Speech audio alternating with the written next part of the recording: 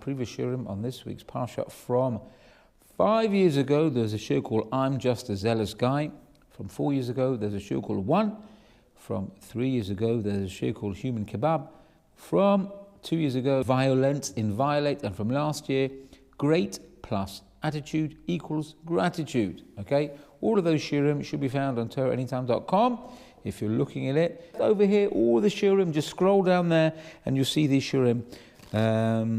Have a look or have a listen to any one of them and get some insight into the parsha, which will hopefully augment what I'm about to say. So this week's parsha, Parashat Pinchas. So I want to start off with a story. I don't normally start off with a story, but I will this week. Because Pinchas is considered a zealous person.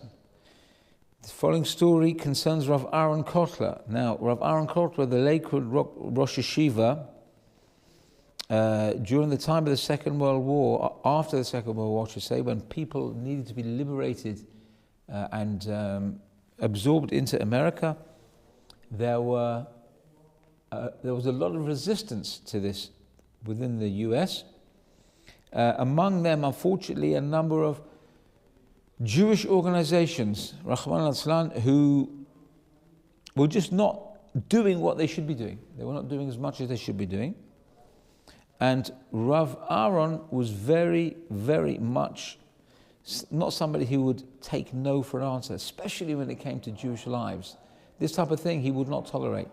Now, Rav Aaron himself was not, screaming, shouting, preaching. Rav Aaron was Rav Aaron. It was a quintessential Rosh Yeshiva. But yet there was a story told about him which seems to go against the grain in a way. There was a certain Jewish organization in New York who were being, as I mentioned, being very resistant to helping Jewish people, immigrants being absorbed into the US.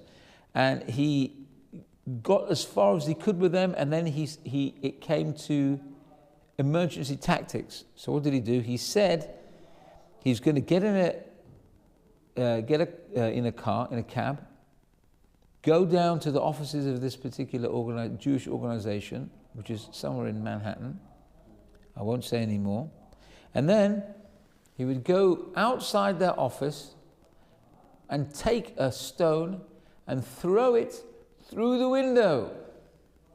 And why was he going to do this? He said, if I do that, then the reporters will get a hold of it. Yeah, the paparazzi will be there, photographing, filming, and they see this old Jewish man with a long beard lobbing a stone and smashing a window. And then it would hit the news, and then they would interview him, and he would then spill the beans. He would say, I did this as a protest because this organization is not helping. Jews need to come here. They can help it. And that's what he was going to do. Now, when he told his Talmidim that he was going to do this, his Talmidim said to him, Rebbe, let's come with you. We also want to throw stones. So the Rebbe turned around to them and he said to them, no, I'm going by myself because one stone is enough. Think very carefully about this story, because there is a time and a place for kana'ut, for zealousy. It is a very, very measured response. It needs to be the right response from the right person at the right time. It is not something we should develop as a character trait, to be a zealous person all the time. No, it is extremely rare. And you can see if it's the wrong person, it can evolve and have disastrous, catastrophic repercussions. So what's all this about Zimri? Let's give a little background in the parasha just to make things clear. There was a person who was as yet unnamed at the end of last week's parasha, Balak, who committed a terrible aveira with an unnamed woman at the end of last week's parasha. This week, we see that Pinchas, what did he do? Actually, last week he did this, and this week the Torah comments about it. He saw this act that Zimri was doing with Cosby. I've just given away the names now, by the way. Zimri happened to be the prince of the tribe of Shimon. For whatever reason, he committed this act of terrible arayot, of licentiousness, in front of Moshe Rabbeinu and everybody. Public view, no shame. He had a cheshbon, he had a reason for it. And Pinchas saw this, and he said to Moshe Rabbeinu, Rebbe, surely an act like this requires somebody to act with zealousness, because we say kana'im pogim bo. The kana'i, the zealous person, should act and should purge this evil. So Moshe Rabbeinu said, okay, the one who said it is the one who should do it, because Moshe Rabbeinu himself did not remember this. He was, for whatever reason. So Pinchas came, took a spear. Now he didn't have a spear with him. Yeah, he was a yeshiva bocher. Right? Yeshiva bachurim don't go to yeshiva with spears in their pockets. They bring a Rambam. They bring a Pnei Yeshua. They bring a Gemara Shabbat. They don't carry with them knives and spears with them. So he had to go and take the spear, and then he went and he killed Zimri and Salu. And then, if you listen to my other shirim or any other shirim on this parsha, you'll see there was a number of miracles that accompanied this death. Okay, so why on earth did Zimri do such a terrible act, sinful act, shameful act, which brought about the death of 24,000 people? So there are a number of answers to this, which I've previously discussed, but one answer is that Zimri actually had a cheshbon. He actually made a calculation. He said like this.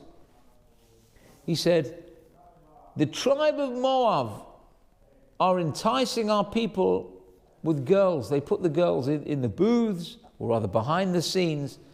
Yeah, there was this whole thing where they would put old women in front of booths selling things, and then the men would go in. To cut a long story short, they would go in and see a young girl and do an avera with her. Before they did the avera, they would worship idolatry. The long and short of it was the Jewish people are being enticed to immorality and idolatry in one foul swoop, instigated by none other than our famous mortal enemy Bilam. That was his swan song before he died. He instigated this plan. So now, Zimri made a cheshbon. He said, look, if the Jewish people are going in and they're committing idolatry and immorality, and they're sneaking off outside of the camp, they're going to these booths, they're going to the shopping center, they're going to, the Kenyon or whatever you want to call it, and they're doing this avera, but it's outside the camp. So I want to make a compromise. I want to do what he would consider a mitzvah. I want to bring that avera in the camp. So if they've got to go with the women, let them do it here in the camp, so that they can avoid the idolatry. He wanted to cut the sin in half. Instead of doing immorality and idolatry, and you do it far away, so bring the sin inside the camp, and then they'll only do the immorality. Nobody would do idolatry. So that was his warped cheshbon. Pinchas came along. Pinchas, the young boy. And he came along and he said, you want to make a cheshbon on the Torah? Who are you to come and make a calculation like this? You off your own back, you make this? And that's why I killed him. And there's a lot to be said for this, because you can't make a compromise like this on the Torah. Certainly if you're doing it and you're not a Gadol Hador. I mean, a Gadol Hador, who knows what a Gadol Hador would do, what the head of the generation would do. But certainly it was not Zimri's place to make such a cheshbon. It was completely deplorable. And that's why, one of the reasons why Pinchas acted as he were. He said, who are you? Are you a master of the Torah that you can come and do this? You can come and make your own calculations. Now, we see in the beginning of the parsha, I've got a lot to get through today, as usual. Chapter 25, verse 11, delineates the name of Pinchas, but in full. It says, Pinchas ben Elazar ben Aaron HaKohen, Heshiv et chamati me'al b'nei Yisrael b'kan'o et kinati b'tocham v'lo chiliti et b'nei Yisrael b'kinati. It says, who was the one who turned back my anger? It was Pinchas, but not just Pinchas. We're told his whole yichus, Pinchas ben Elazar ben Aaron HaKohen. Yeah? This was a statement, this was told to Moshe Rabbeinu by Hashem, of course, but this statement was made as a response, as a rejoinder. Why? Because there were a number of, how can I put this, wannabe do-gooders, probably mainly from the tribe of Shimon, who started saying, what on earth has this young yeshiva bocher done? He's killed a top-ranking minister, one of the heads of the tribes, not some small fry. He's killed one of the 12 tribal chiefs, Zimri ben Salu, none other. So what did they do? They said, oh, you know who this Pinchas is? He's a grandson of Putiel, of Yitro, father-in-law of Moshe. Who was Yitro before he came back into Shuvah?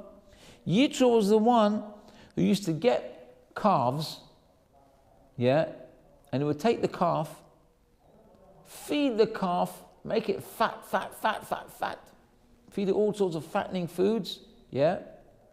The calf would become fat, then he would slaughter it in front of the idol. That was his job, to bring fat cows and give them to the idols. So these people who were trying to humiliate Pinchas, they said, look, you see this grandson of Putiel. Why was it called Putiel? Because Puti lepateit means to lepateim, I think it is the verb, to make fat, to fatten the calves, to give them to idols. So this one, that's his grandfather, and he's got the chutzpah to come and kill a shevet of Israel, one of the heads of the shvatim. What on earth was he thinking of? And they wanted to take revenge. They wanted to kill Pinchas. Yeah, of all things, they wanted to kill Pinchas. The Birkat Yosef tells us something very interesting. He says, what was behind these people's statements? He said, you know, Yitro, or Putiel, that was his name as well. It had 7 names, if I'm not mistaken. Yitro, it was not enough for him to just take a calf and give it to Avodah Zarah. He had to make the calf fat. He had to go to the extreme. He had to give the best of the best. He had to go to extremes to satisfy the idol, or to satisfy the person who's paying him to give to the idol, or whatever he was doing. It was not enough to go halfway. He had to go full. He was an extremist.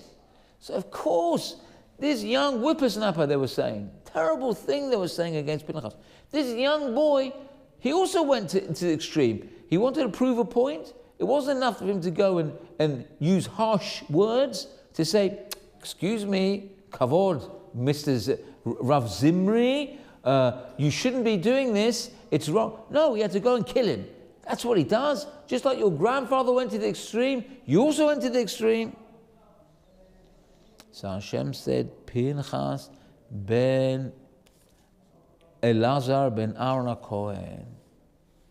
He said, no, don't bring out that he was a son of Yitro and use it lignai, as if it was wrong. And if anything, yes, he was like his grandfather. He was zealous, but he was not zealous like his grandfather at one time before he did Teshuvah was zealous for Avodah Zarah.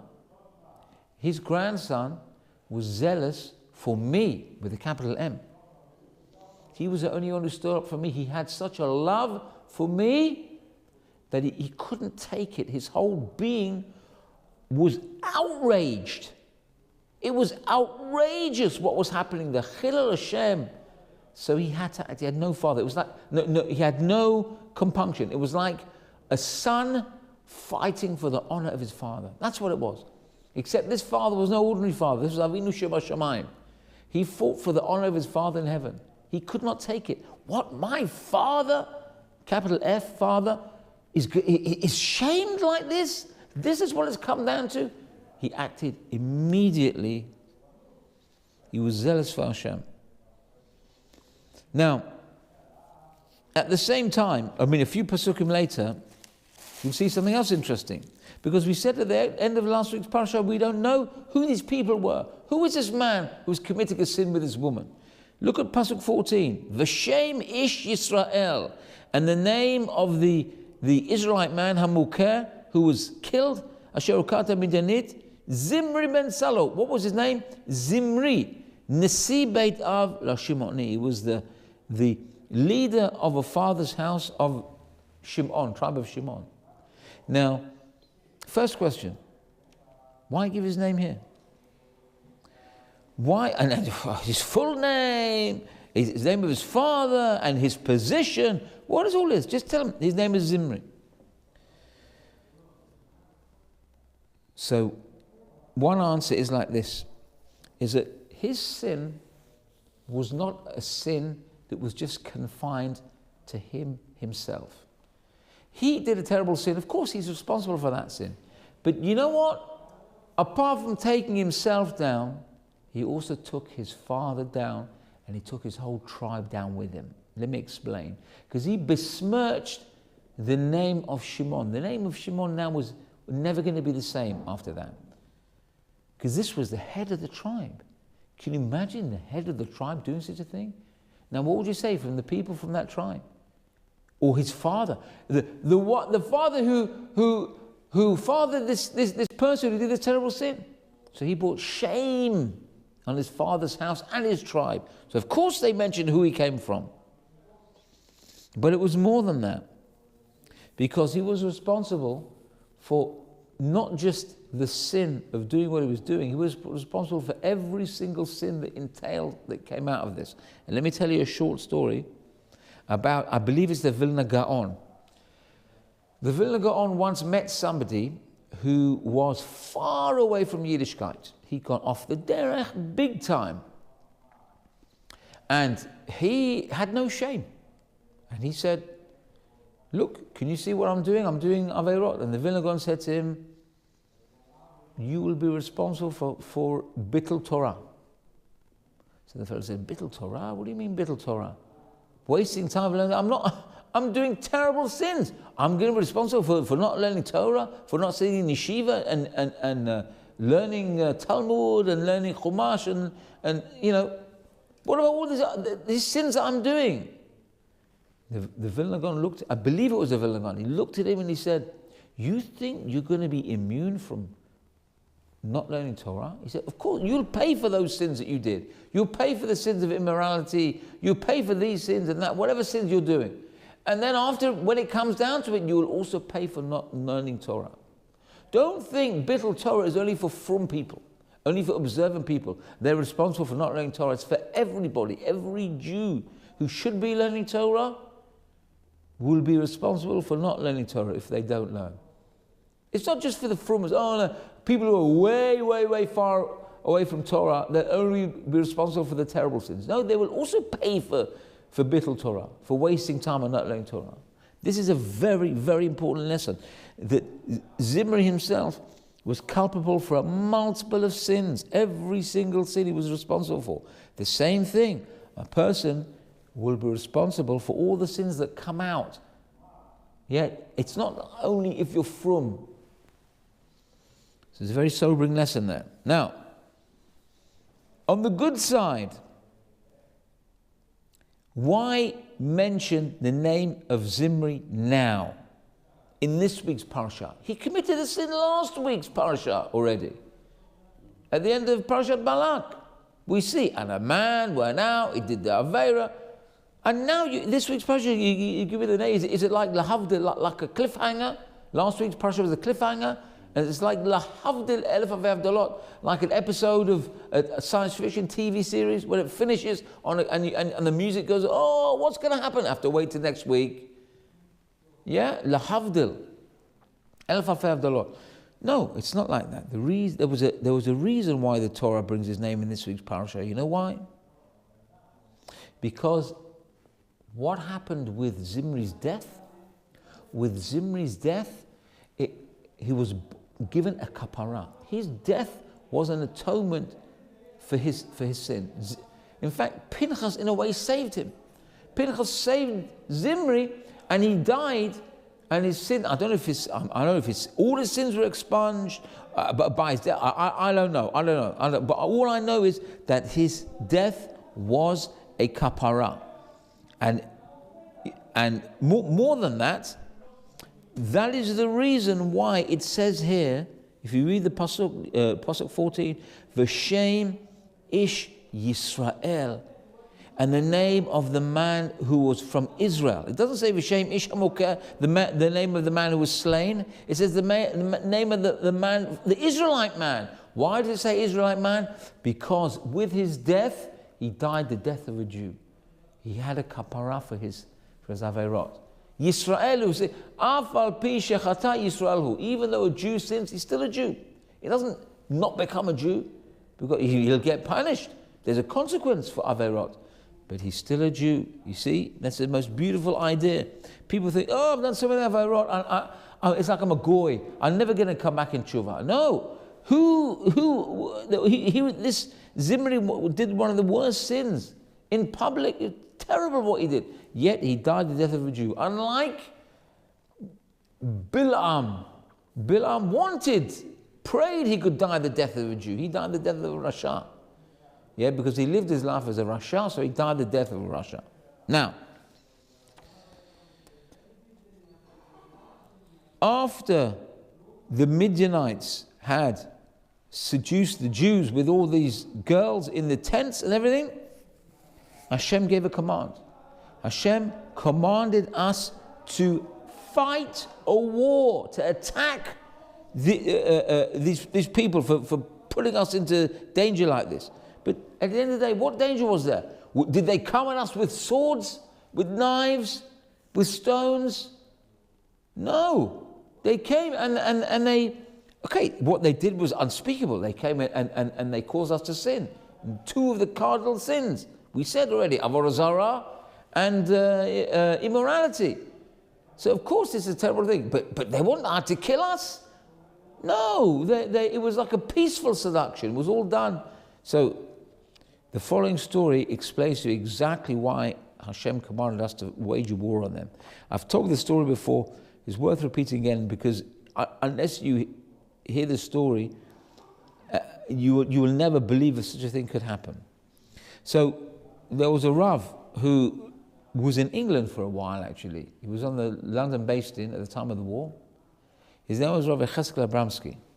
The famous Rav Yecheskel Abramsky, Dayan Abramsky, I should say, once visited somebody. He was raising money to bring these lost orphans, the people who were taken after the war and put with non-Jewish families and brought up as Christians and brought up as non-Jews and or whatever, or even atheists.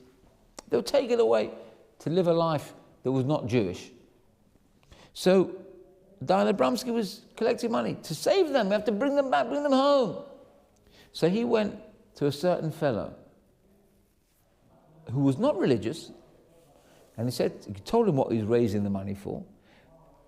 And the fellow said to him, and he said to the Dayan said to the fellow, this is pikuach nefesh.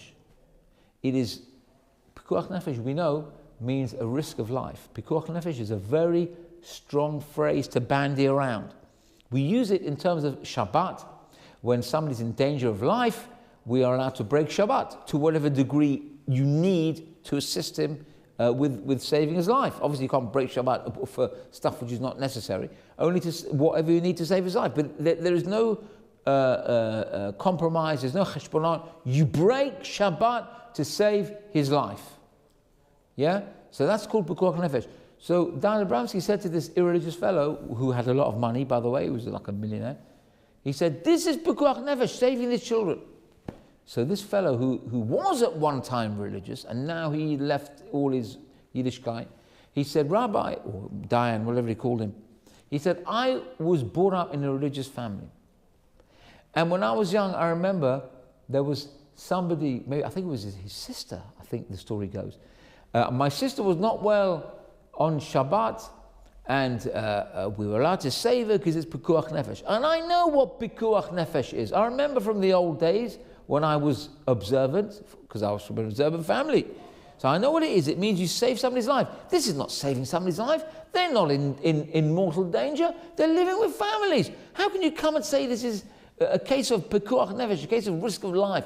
Their lives are not at risk. So the Dayan said, okay, fine. The Dayan went away.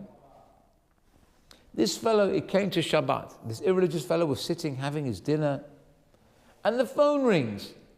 Now, this religious fellow didn't keep Shabbat either. He picked up the phone, and the legend goes that on the other end of the phone was Dayan Abramsky. And he said to him, we need money to save these orphans. Now will you believe me that this is pikuach nefesh? And the fellow was shocked that the Dayan had broken Shabbat to call him and plead with him to save their lives, that he agreed to give him a large pledge. So what's the idea behind this story? First of all, I would not advise taking this action unless you really know what you're doing. Yeah, this is for authorized personnel only to break Shabbat on behalf of. Yeah, it's not for everybody. But the point of the story, at least what this story tells me, is that there is pikuach nefesh against life, and equally important, if not even more important, is risk of life, of spiritual life. A person's spiritual well-being, if it's in danger, it's also pikuach nefesh. Nefesh is a part of the soul. Nefesh, ruach, neshama, the three internal parts of the soul. We talk nefesh, naran. Yeah, there are two other parts which are concentric to the body, chaya and yechida, but we talk about nefesh, ruach, neshama normally. So, of course, a person's nefesh, a person's soul is in danger. That's also a risk. So you can see here why the war was waged on these people, these Midianites, because they were seducing the Jews. Of course, they didn't come with axes and clubs and etc. to kill the Jews like that. But they came to give them a spiritual death, to take them in. Not only they would have taken them in this world, they would have taken away the Olam Haba. So of course Hashem said, wage a war against them, a physical war, you've got to get rid of them. Now I'm going to skip forward now, one whole chapter. I'm going to go to 27 now. 27 verse 14. How sad is this? We get a pasuk delineating the sin of Moshe Rabbeinu. Kasher, I'm reading a pasuk, chapter 27 verse 14. Kasher meritem pi b'midbar tzin b'merivat ha'ida la'agdisheni v'mayim le'ineihem hey mei merivat kadesh midbar tzin. How sad is this? Hashem says the reason why Moshe Rabbeinu was not going to be let into Israel, because you rebelled against my word in Midbar Tzin, in the assembly strife to sanctify me at the water before their eyes. They were the waters of strife, Mei Merivah, at Kadesh in Midbar Tzin. That's why you're not going in.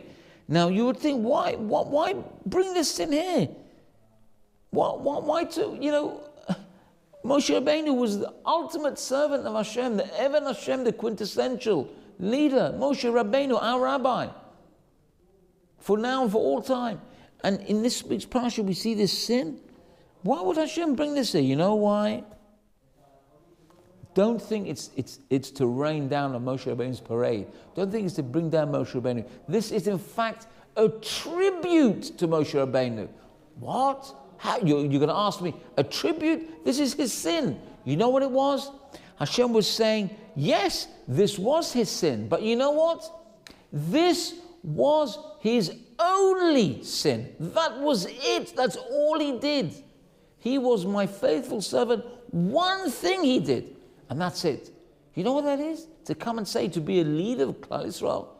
And all 120 years of his life, he was a Nachat Hashem. He led the Jewish people. He gave his life countless times to the Jewish people. One thing, that's all he did. And Hashem says, you know what? This is the sum total of what he was. All his entire life, he served me. So it was a great tribute to him. We must never forget his previous successes. This is the one sin. Everything else is good. It was good all over. So you see here, don't judge Moshe Rabbeinu just because of this last thing that he did. Because of this one thing. He made whatever cheshbon he made. Don't judge him because of this. You're thinking, judge him for his 120 years of serving Hashem, of being called an Eved Hashem. It's no small thing to be called a servant of Hashem. And you see a further tribute to Moshe Rabbeinu. What did Moshe Rabbeinu was told, you can't go in, you have to stay here, you're going to die here, Bnei Yisrael will go in. Look at what Moshe Rabbeinu said. Look what a leader of the Jewish people is. Verse 17, Asher yetzei lifneihem, Asher yavo lifneihem, Asher yotzeim, Asher yivihem, v'lo tiyadat Adonai katzon asher ein lahem roeh. He's pleading to Hashem, Moshe Rabbeinu is pleading to Hashem, don't let them be like a sheep with no shepherd. Give them a leader. Right? He doesn't say, what about me? What about my sons? He says, Hashem, please help them. Help them. Don't let them be like a people with no leader. Give them somebody who will take over from me, who will guide them. That's all he was concerned about. He never said to Hashem, why? Why are you doing this to me? And nothing of the sort. He was only concerned about Klal Yisrael. He's pleading with Hashem, give them a leader. Now, Hashem is lacking a leader? What? They shouldn't be like sheep with no shepherd? Hashem lacked a leader to give? What about Yeshua? What about Pinchas? What about Elazar or Itamar? The remaining sons of Aaron? The Zekanim? What? There's plenty of people Hashem could choose from. Now Moshe Rabbeinu say, oh, give them a leader, give them a leader. One answer which I saw is, of course, there were many people there who could have led. But at the end of the day, Moshe Rabbeinu was pleading for something. He was pleading for one leader. Just one. One chosen leader. Not a multitude of leaders. Not Yeshua and Pinchas and Elazar and the Zekanim and Elazar and Itamar, whoever it is. No, because when you have like that, when you have a bunch of leaders, that doesn't work. That waters things down. People, there's strife. One phrase which we see, which take it as it is or argue with it, but it's a statement anyway. Committees don't work. Committees of people, unless they have a leader, unless they have a focus, they won't work. Because one will argue with the other. Now you can turn around to me and say, look, some of the greatest things were organized in Klal Yisrael through committees. Of course, yeah, with correct direction and correct leadership. But when you have people all operating, each one 5 leaders, and it's a very noble ideal, every leader, we're all the same, we're all equal. It doesn't always work like that. You need one person. I can tell you one of the greatest Sephardi Batei Knesiot in the UK, I don't know if I should mention the name, because I don't want to put anybody else down, is run by one rabbi. He doesn't have a committee. Yes, he assigns, he has Gabaim. He doesn't call a committee and they all have to agree with what he says. He stands for the Torah, and he stands for the Torah with no compromise. And I don't mean like he rules with an iron fist. Of course, he rules with the way of the Torah, and all his congregation, and you look up to him, they admire him, all his Gabaim, and his shul is getting bigger and bigger, and his congregation is swelling, and nobody has as I know, everyone has a good word to say about him. How is the tefillah in his shul is wonderful, and people enjoy it. Everyone sings loudly, and it's wonderful. But it's not and then you see shuls where they have committees, and they have committees with the rabbi, and if the committee votes, then they can outvote the rabbi, and the rabbi has no say. Many shuls have that. The rabbi is just a paid member of staff. Yeah, the rabbi's got no say. He can say something, he can suggest, but no, forget it. He's got no ruling authority. The committee is what runs the shul, and this, for in many places, this is the undoing of many fine kehilot, fine congregations. They have a committee and they ruin everything. They put the rabbi underneath everybody. It's terrible. It's terrible. Yeah? I'm not going to mention any names, chas v'chalila. And there's a lot of good people, a lot of the time, most of the time, it comes from a good place. But sometimes there's ga'ava in there. Yeah, sometimes there's a little bit which is not L'Shem Shemaim. But at the end of the day, I can't speak bad about my people. I don't want to start accusing and things like that. That's not my business, not anybody's business. That's what I'm saying. I'm sure a lot of it comes from a good place. You would not be on a committee, or you wouldn't be anything to do with any type of position in the shul unless you wanted to do something for the shul. If that's okay, you're in a position of power, go work for a church. They don't do that. They work for the shul because they want to help the shul. So you have to say it comes from a good place. But, things go awry. You have to have a leader. You have to have a rabbi who will come and will galvanize the community, and they will look up to him. And he will delegate. Not the other way around, that there's a committee and the rabbi is underneath everybody.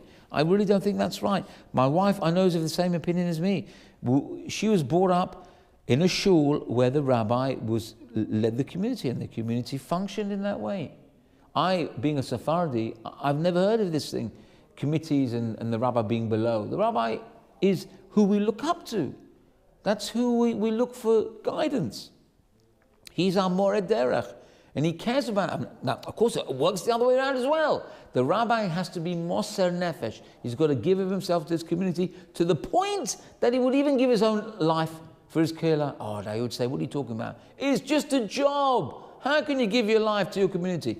But that's what we're supposed to do. It's a tremendous responsibility. It's a responsibility which Moshe Rabbeinu took, and he did not take it lightly. We just mentioned how many times he gave his life for Klal Yisrael. Aaron gave his life for Klal Yisrael. All the great leaders, David HaMelech, Yosef, the Shvatim, everybody, the hallmark of a Jewish leader is he puts himself at the behest of the Jewish people. He gives his life and all his being for the Jewish people. Now, you need a leader, and the buck stops with the leader. Now, what happens if you're not made of that stuff? You wouldn't kill yourself for your community. Okay, I hear that. Maybe it's not for every Rav, maybe it's not for every leader. At least give your kehillah something which you cannot do without. Something of yourself which is the most precious thing that you have, and that is your time. Your kehillah needs your time. Of course, your family needs your time. You must never put your kehillah ahead of your family. Your family and your kehillah must be together. You can't sacrifice your family. You must give a certain amount of time to your family at least. We see all the great leaders never cut themselves off from their family. They spent time. I heard the son of Rav Scheinberg, told me himself. I said to him, I asked him, I said, Kavod Rav, how come, your father's a Gadol Hador. He didn't spend any time with you? He said, yes, he spent time with us. He would learn with us, but not all the time, but he did. We looked up to him, and he looked after us. They didn't, just because it was Rav Scheinberg, he didn't just lock himself away and that was it. Of course, he spent time with his family. Now, to have 8 hours a day for family, that's something else. But, you think Rav Scheinberg's son grew up and he never knew who his father was? He himself, I heard from his mouth, he said to me, my father was a Gavra Rabbah. My father was a great man. Now, you could turn around and say, anybody would say that. He said it, you could see from his face, he knew it. How did he know it? Because he lived in the house. He was his son. I think it was his only son. I think he said that he was one son and he's had 4 sisters. So he was the only son of Rav Scheinberg. Anyway, you see, a leader has to give himself to his community, and of course to his family. But at the end of the day, the buck stops with the Rav, with the leader. You can't just pass it off to anybody else. Okay, so time is pressing on. I've got a few stories to finish off with. Let's go. We've talked enough about Pinchas at the moment. Let's go to chapter 28, verse 2.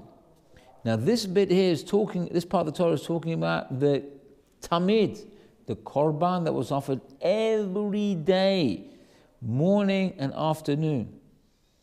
And I saw a beautiful idea, such a sweet idea from Rav Pinchas of Koritz. He says like this. Look at the second verse in the 28th chapter. Tzav et b'nei Yisrael v'amart lehem et korbani lachmi le'ishai. Command the children of Israel and say to them, my offering, my food for my fires. And it talks about the offering here. But look at the words here. Et korbani lachmi le'ishai. Yeah, korbani means my sacrifice, says Rav Pinchas Koritz. My sacrifice, yeah, well, I lost my place now. Lachmi, what's lachmi? Lachmi from the word lechem. Lechem is bread. My sacrifice, bread, le'ishai. Yeah, of the fires, but it can also mean ishai. Ishai means my people. What is the greatest chesed we can do for Hashem? What is the greatest mitzvah that us as a people of God can do for Hashem? Lachmi, giving my bread to my brother. Yeah? Rav Pinchas of Koritz says, what is the greatest, the sacrifice that satisfies Hashem? Yeah? Because it says here, like a pleasant aroma. What's the sacrifice? When a Jew gives from his bread to his fellow.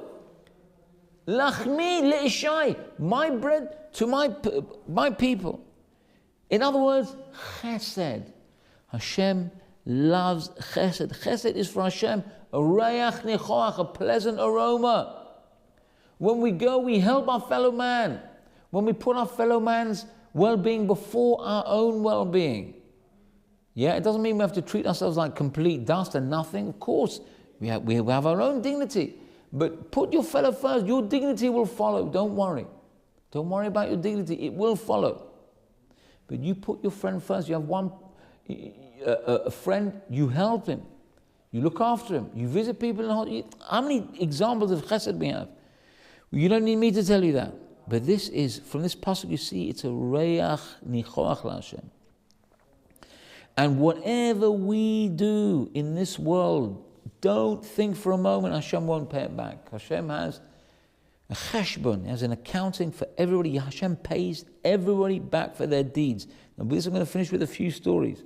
There's a beautiful story, a true story about, I think it was Rav Shalom Shadron, could it be? Or is it, I think it's Rav Shalom Shadron. Brings the following story. He once went to a levaya of a simple Jew. Yeah, it wasn't a big Talmid Chacham, simple Jew. And he sees there the sons of this fellow who are sitting Shiva. Each one a Talmid Chacham. You could see from the face, Kulo Torah, living, each one was a living Torah. So of course, the Rav could not hold himself back. He said to the sons, Rabotai, please tell me, how come your father, the Niftar, the one who passed away, had sons who were B'nai Torah like you, were learning and keeping Torah and mitzvot day and night? You know what they told him? They said, our father was not a Talmid Chacham. He was not but you know what he used to do? He was a carpenter. And he used to go into the Beit HaMedrash. Any time there was something there, something that broke, you have a desk that broke, you have a chair that broke, he would fix it for free. He would fix this, fix that, fix this. He was Mr. Fix-It. And he would do this all the time. Oh, you see, a person like that merited to have children of B'nai Torah who lit up the world with Torah. Why? Because something needs to be done for Hashem. It's a reich nechoch for Hashem. It's a pleasant aroma for Hashem. Tremendous, tremendous inspirational story. Yeah, you give what you have to Hashem. Second story. There was once a woman, pashut, simple woman. I'm not sure if she was Yerushalmi or from Bnei Brak.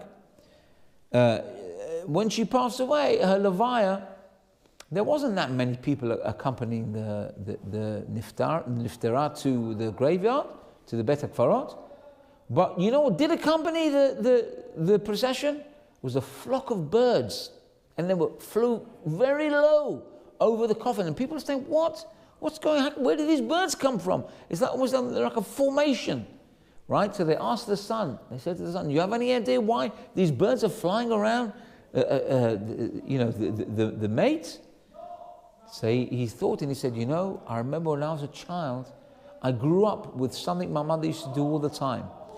Whenever there was bread in the house, she would take bread and the leftover, she would crumble up and put it into a glass jar, and she would go and feed the birds. It became like a ritual.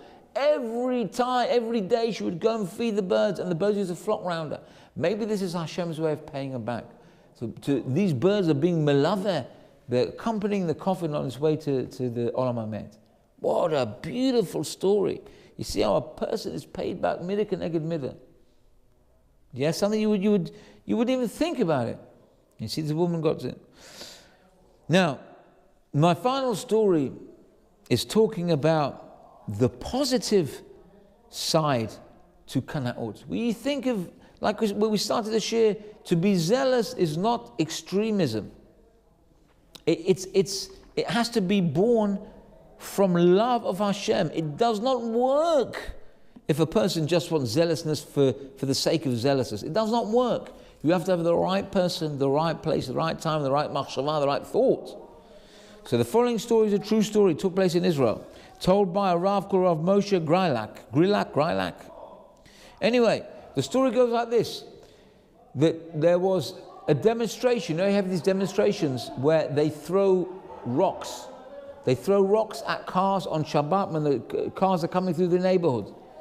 Now, by the way, I should tell you as a footnote, when I think it was Rav Shach, when Rav Shach was told that this is what they were doing, he said, this is the worst thing.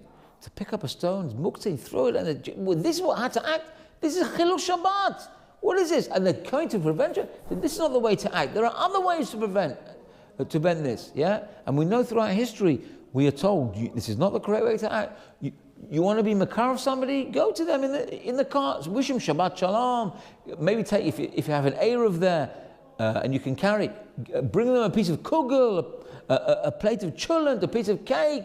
Maybe make a bracha. Don't judge them. Oh, they're in a car. They hate us. He's a Jew. He's your brother. He's far away from his religion, but he's your brother. Help him. Help him. Even if you say, he doesn't want my help. He does want your help. He's in the Shema screaming, help me, help me. Even though physically he's saying to you, I don't want anything to do with you. Listen to the following story. So Rav Moshe tells a story about there was a demonstration and they were throwing stones at cars, and there was a certain car that he saw they were pelting it with stones. And Rav Moshe said, I believe it was Rav Moshe himself or was somebody else, said, of course it's not correct. So what did he do? He saw the car and he memorized the number plate of this car. And I don't know how he knew, how he found out, maybe he investigated. He found out who the owner of this car was, and he went to this person's house after Shabbat. Knocked on the door, maybe it was the next day, knocked on the door. A young boy answered the door. So the Rav said, Slach li, said, excuse me, is your father at home? So the son said, okay, went to ask the father. He could hear in the background, something was said, and the son comes back. My father said he gave already. So the Rabbi said, no, I'm not here to collect tzedakah. I need to speak to your father. So he went back, the boy went back to his father, and the father came to the door, very gruff, very angry. What do you want now? So the Rabbi said, Slach li, he said, excuse me. He said, I couldn't help noticing on Shabbat, there were people wrongly, they were throwing stones at your car. This is unacceptable. I just wanted to come and tell you that I do not agree with this. I wanted to apologize to you and to tell you how wrong this is, and this is not the way. We're not all monsters, and we're not all people who come and we wish you harm. You are brothers, and we love you, and we want to help you, and we want to, etc. And it was, Now the fellow already, now when he'd heard that from this rabbi, again he said, I appreciate you coming to my door. And what happened? He said, I'm not going to drive through your neighborhood anymore. I'm going to drive through a different route. I'm not going to go and make trouble for you. I'm going to go a different route. Okay, fine. Yeah, you know that's at one level. That's a level. Then what happened? Apparently, a week later, this man came and because they exchanged numbers, by the way. I forgot that bit. The two of them exchanged numbers. The man, the irreligious man, called the rabbi and said, Kavod Rav, he says, we don't keep Shabbat, but we keep kashrut. I want to ask you, can you tell me where we can buy kosher meat? And this carried on. And later, again, the fellow called the Rav, and it says in the story, Kavod Rav, I'm sorry to bother you. Can you imagine that? He called up the Rav, he says, Slicha, I'm sorry for disturbing you. Can you imagine that? Already you see a change in his attitude. He said, my son is going to become bar mitzvah shortly. I want to buy him a pair of tefillin. Can you help me? And slowly, you know what happened? The end of the story is that the son became a Baal Tshuva, and he went to yeshiva. And apparently, when this story, it was Rabbi Greilak, by the way, when they told the story to Rav Shach apparently, when he heard this story, he started crying. The Gadol Ador started crying. Because you see how easy this story could have gone two ways. This rabbi could have just left it at that, said, you know what a shame, it's terrible, these people are so bad, and I don't agree with them, walked away. But he was proactive. He made the effort, he memorized the number, and he had to remember the number, the registration number all over Shabbat as well. He couldn't write it down. And he made the effort, he found, he traced, he went. This is to be zealous for Hashem. This is not to be zealous throwing stones. This is the zealotry we want to hear from our Jewish people. You want to be zealous? Be zealous to help your fellow Jew. Don't just say it's a terrible thing and turn your back and walk away. Of course, you have to sympathize with how bad it is. Yes, but don't let that be the end of your action. Don't let the action don't let the action start and end in your head. Let it start in your head and move at it. Move on it. Do something about it, just like this rabbi did. And you see, because of his action, simple action, he caused a boy to come back into Shuvah and be a Bachor Yeshiva learning Torah from this action. Here on all of us, realize that zealotry, to be zealous doesn't mean to be extremist. It means zealous to love Hashem. We should all love Hashem with a zealous love, not a love where we want to go and cause trouble, but a love when we want to cause love. When we want to cause love within us and our fellow Jew. When we want to give chesed, which brings a reich nichoach, a pleasant aroma to Hashem. And Hashem will reward us with the greatest reich nichoach, the greatest pleasing aroma that He can give us, which is the Geula Shalema, the end of all this garbage and nonsense which is happening in our time. The sweetest response, the sweetest harmony to this terrible, horrible music that's happening now. I can't even call it music. Bring us the most beautiful, sweetest harmony. The harmony of Mashiach Tzidkenu, Eliyahu Navi, and the Beit Shlishi, and happen speedily in our times. V'cheinu Sov Amen.